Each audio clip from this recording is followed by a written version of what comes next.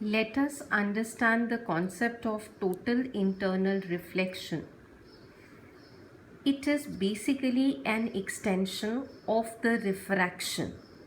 Let us understand. This is an object placed at position A. A ray of light starts from the point A. It strikes the surface at point P. Now, the simplest point is that this ray of light is going from denser medium to rarer medium. So it bends away from the normal and goes along the point C. So at a particular angle of incidence, when the ray of light strikes at the surface P, it undergoes bending and goes along the point C.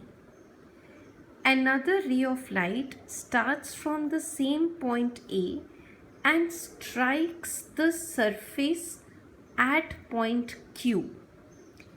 Now, if we notice at this particular angle of incidence, the ray of light bends in such a manner that it forms 90 degree with respect to the normal.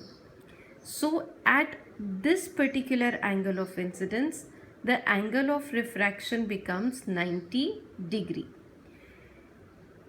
After this, another ray of light, if at all, starts from the point A.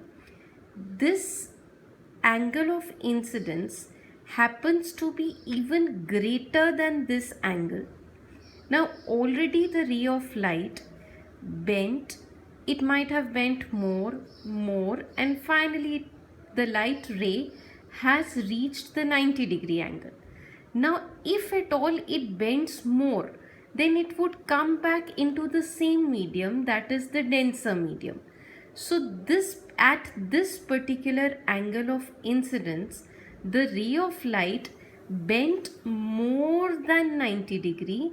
The angle became obtuse and this angle became so large, that the ray of light entered the same denser medium.